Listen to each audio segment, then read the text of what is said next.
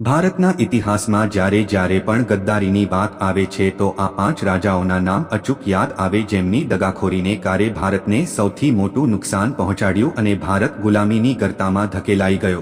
આજે આપને જણાવશું દેશના એ 5 મોટા દગાખોરો વિશે જેમણે જેનું નમક ખાધું તેની જ કરી નમકરામી। ભારતનો ઇતિહાસ સંઘર્ષ, સાહસ, શૌર્ય અને વિજયથી ભરેલો છે। આ દેશના અનેક મહાન શાસકોએ માતૃભૂમિની રક્ષા પોતાના પ્રાણની આહુતિ આપી છે, પરંતુ સૌથી મોટી દુઃખદ વાત એ છે કે અનેક વખત દેશે ગદ્દારોને કારણે ગુલામી ભોગવી છે। એક તરફ દેશના બચાવવા માટે દેશભક્તો લડી રહ્યા હતા તો કેટલાક એવા પણ હતા જેમણે પોતાના અંગત સ્વાર્થ માટે દેશ સાથે દગો કર્યો। આવા જ ગદ્દારોએ દેશને દુશ્મનોના હાથે સોંપી દીધો। ભારતે જ્યાં શિવાજી મહારાજ, મહારાણા પ્રતાપ અને ભગતસિંહ જેવા વીર પુરુષો આપ્યા છે, ત્યાં જ કેટલાક એવા ગદ્દારો પણ છે। જો આ ગદ્દારો દેશમાં જન્મ્યા જ ન હોત તો કદાચ ભારત ક્યારેય ગુલામ બન્યું જ ન હોત। તેઓના એક પગલાને કારણે વિદેશી શાસકો માટે ભારત પર કબજો મેળવવો અને સંચાલન કરવું વધુ સરળ બની ગયું। આ ગદ્દારોમાં સૌથી પહેલા આવે છે જયચંદ। કન્નૌજના ગઢવાલ વંશનો શાસક હતો। 12મી સદીમાં ભારતમાં રજપૂત શાસકોનું શાસન હતું ત્યારે જયચંદ એક મોટો રાજા હતો। જયચંદને મહાપરાક્રમી રાજા પૃથ્વીરાજ ચૌહાણની ઘણી ઈર્ષા હતી। તે એટલી હદે ઈર્ષામાં બળી મરતો હતો કે તેમણે પૃથ્વીરાજને હરાવવા વિદેશી આક્રમણકર્તા મુઘલ શાસક મોહમ્મદ ઘોરી સાથે હાથ મિલાવી લીધા। જ્યારે મોહમ્મદ ઘોરી ભારત પર આક્રમણ કરી રહ્યો હતો ત્યારે જયચંદે પૃથ્વીરાજ ચૌહાણ સામે વિશ્વાસઘાત કર્યો અને વિદેશી આક્રમણકર્તાને સહાયતા કરી। જયચંદ અને પૃથ્વીરાજ ચૌહાણની દુશ્મની પાછળ બે મુખ્ય કારણો હતા, જેમાં એક હતું રાજકીય સંઘર્ષ। જયચંદ અને પૃથ્વીરાજ બંને શક્તિશાળી રાજપૂત રાજા હતા। પૃથ્વીરાજ ચૌહાણ દિલ્હી અને અજમેરના શાસક હતા, જ્યારે જયચંદ ગઢવાલ વંશના શાસક તરીકે કન્નૌજ પર રાજ કરતો।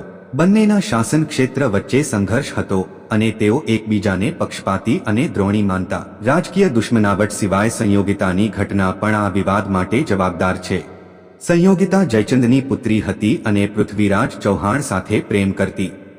જયચંદ એ લગ્નને માન્યતા આપવા માંગતો ન હતો। જયચંદે સંયોગિતાના સ્વયંવરમાં પૃથ્વીરાજ ચૌહાણને આમંત્રિત ન કર્યા અને તેના વિરોધમાં એક કઠપુતળીની મૂર્તિ બનાવી, પરંતુ પૃથ્વીરાજ ચૌહાણ સંયોગિતાને ભગાડી ગયા, જેનાથી જયચંદ ખૂબ ગુસ્સે આવ્યો અને તેણે પૃથ્વીરાજ ચૌહાણ સામે બદલો લીધો। વર્ષ 1191માં પૃથ્વીરાજ ચૌહાણ અને મોહમ્મદ ઘોરી વચ્ચે પ્રથમ તરાઈનું યુદ્ધ થયું, જેમાં પૃથ્વીરાજે જીત મેળવી।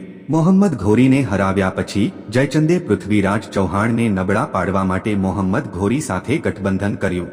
1192માં બીજા તરાઈના યુદ્ધમાં જયચંદે મોહમ્મદ ઘોરીને સહાય કરી।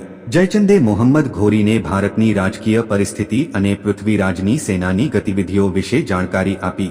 જયચંદે પૃથ્વીરાજને સમર્થન આપવાની જગ્યાએ વિદેશી આક્રમણકારને મદદ આપી, જેના કારણે પૃથ્વીરાજ યુદ્ધમાં હારી ગયા અને તેને બંદી બનાવી લેવામાં આવ્યા। ક્રૂર ઘોરીએ પૃથ્વીરાજ ચૌહાણની હત્યા કરી નાખી અને ભારત પર મુસ્લિમ શાસનનો યુગ શરૂ થયો।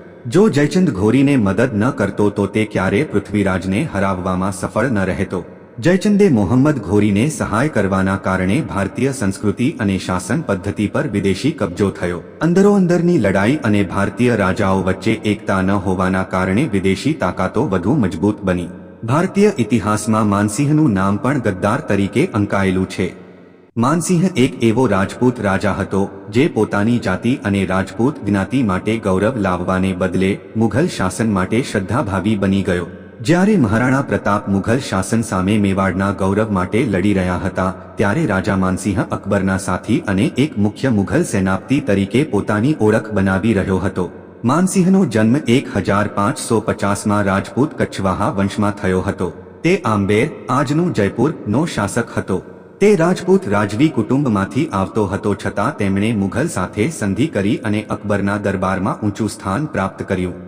તે અકબરનો વિશ્વાસપાત્ર દરબારી અને સેનાપતિ બની ગયો। અકબરની રાજપૂતો સાથે સંધિ કરવાની નીતિ માત્ર યુદ્ધ પૂરતી જ સીમિત ન રહી, પરંતુ લગ્ન સંબંધોમાં પણ આગળ વધી। જોધાબાઈ હીરાકુંવર, જેની શાદી અકબર સાથે થઈ હતી, તે રાજા માનસિંહની સગી બહેન હતી। આ સંબંધને કારણે માનસિંહ અકબરની ખૂબ નિકટ આવી ગયો। 18 જૂન 1572ના રોજ હલ્દીઘાટીના યુદ્ધમાં જ્યારે મહારાણા પ્રતાપ અલ્પસંખ્યક સૈનિકો સાથે લડી રહ્યા હતા ત્યારે માનસિંહ મુઘલ સેનાપતિ તરીકે અકબરની તરફથી લડી રહ્યો હતો। જો માનસિંહે રાજપૂતોના પક્ષમાં રહી પ્રતાપને સાથ આપ્યો હોત તો કદાચ મુઘલોની દાદાગીરી હલ્દીઘાટીએ જ સમાપ્ત થઈ જાત। 18 જૂન 1572ના રોજ હલ્દીઘાટી યુદ્ધ મહારાણા પ્રતાપ અને અકબરની મુઘલ સેના વચ્ચે થયું। આ યુદ્ધ મેવાડની સ્વતંત્રતા માટે મહારાણા પ્રતાપે લડ્યું હતું, જ્યારે મુઘલ સેના રાજા માનસિંહના નેતૃત્વ હેઠળ યુદ્ધ લડી રહી હતી। આ યુદ્ધમાં એક તરફ મહારાણા પ્રતાપની મેવાડની રાજપૂત સેના હતી, જ્યારે બીજી તરફ રાજા માનસિંહ અને અશરફ અલી ખાને નેતૃત્વ આપેલી મુઘલ સેના હતી। યુદ્ધમાં ભીષણ સંઘર્ષ થયો, જેમાં મહારાણા પ્રતાપે પોતાની વીરતા બતાવી। તેમનો ઘોડો આચેતક પણ આ યુદ્ધમાં શહીદ થયો। આ લડાઈમાં મુઘલોની સંખ્યા ઘણી વધુ હતી, જ્યારે મહારાણા પ્રતાપ પાસે માત્ર પોતાના મેવાડી સેનાપતિઓ હતા। તેમ છતાં પ્રતાપે યુદ્ધમાં આક્રમકતા જાળવી, પરંતુ રાજા માનસિંહના સુયોજિત હુમલાઓ અને મોટા ભાગના રાજપૂત રાજાઓના સહકારના અભાવે તેઓએ પાછા ખસવું પડ્યું। જો માનસિંહે રાજપૂતોના પક્ષમાં રહી પ્રતાપને સાથ આપ્યો હોત તો કદાચ મુઘલોની દાદાગીરી હલ્દીઘાટીએ જ સમાપ્ત થઈ જાત। ભારતના ઇતિહાસમાં કેટલાક એવા પાત્રો છે જેમની ગદ્દારી દેશ માટે ભારે પડી। મીર જાફર એ એવું જ એક પાત્ર છે જેનાથી ભારતમાં અંગ્રેજી શાસન શરૂ થયું। આ વ્યક્તિને નમકહરામ અને ગદ્દાર તરીકે ઓળખવામાં આવે છે, કારણ કે તેણે અંગ્રેજો સાથે મળી પોતાના જ શાસક સિરાજુદ્દૌલાને દગો આપ્યો અને ભારતમાં ગુલામીની શરૂઆત થઈ। પ્લાસીનું યુદ્ધ એ ભારતના ઇતિહાસમાં એક મહત્વપૂર્ણ યુદ્ધ તરીકે ઓળખાય છે। 23 જૂન 1757 શરૂ થયેલા આ યુદ્ધમાં એક તરફ બંગાળનો નવાબ સિરાજુદ્દૌલા હતો, જે પોતાની સ્વતંત્રતા બચાવવા ઈસ્ટ ઇન્ડિયા કંપની સામે યુદ્ધ લડી રહ્યો હતો। બીજી તરફ અંગ્રેજો, કે જેઓ રોબર્ટ ક્લાઇવના નેતૃત્વમાં લડી રહ્યા હતા।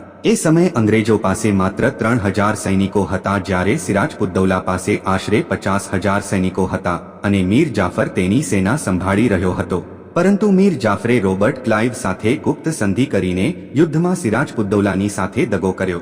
તેણે સેનાને યુદ્ધમાં સામેલ થતા રોકી રાખી।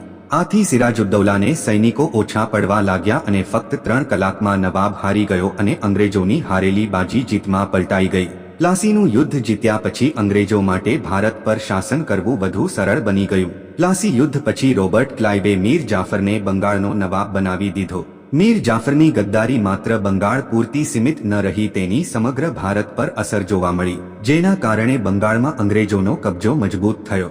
બંગાળમાં લૂંટ શરૂ થઈ અને 1765 સુધીમાં કંપની શાસન સ્થાપિત થયું। અંગ્રેજોની લશ્કરી શક્તિ વધી, જેનાથી તેઓ આગળ ભારતના અન્ય ભાગો પણ કબજે કરવા લાગ્યા। બંગાળના ખજાના લૂંટાયા। આગળ જઈને 1857 સુધીમાં આખા ભારતમાં અંગ્રેજોનું શાસન ફેલાઈ ગયો। મીર જાફર માત્ર બંગાળ માટે જ નહીં પણ આખા ભારત માટે એક ગદ્દાર સાબિત થયો। પ્રાચીન ભારતના ઇતિહાસમાં રાજા અભિરાજ એક એવું નામ છે જે વિશ્વાસઘાતી તરીકે ઓળખાય છે। તે પોર્સનો દુશ્મન હતો અને તેની ઈર્ષ્યાના કારણે એલેક્ઝાન્ડરને સાથ આપ્યો। એલેક્ઝાન્ડરે જ્યારે ભારત પર હુમલો કર્યો ત્યારે રાજા અભિરાજે તેને માર્ગદર્શન આપ્યું અને પોરસ સામે તેને મદદ કરી। જો કે પોર્સે ખૂબ બહાદુરીથી લડાઈ લડી, પણ અંતે એલેક્ઝાન્ડર વિજયી રહ્યો। જો રાજા અભિરાજે ગદ્દારી ન કરી હોત તો એલેક્ઝાન્ડર ભારત પર વધુ કબજો ન કરી શક્યો હોત। જાફરખાન દક્ષિણ ભારતનો એક શાસક હતો જે મુઘલો માટે કામ કરતો હતો। જ્યારે દક્ષિણ ભારતના રાજાઓ મુઘલ શાસન સામે લડી રહ્યા હતા ત્યારે જાફરખાને ગદ્દારી કરી। તેણે દક્ષિણ ભારતના રાજાઓ સામે મુઘલોને મદદ આપી અને તેમનું શાસન મજબૂત કર્યું। તેની ગદ્દારીના કારણે દક્ષિણ ભારતમાં મુઘલોનું શાસન વધુ મજબૂત થયું। જો જાફરખાને દેશદ્રોહ ન કર્યો હોત તો દક્ષિણ ભારતની સંસ્કૃતિ અને શાસન વધુ મજબૂત થઈ શકત।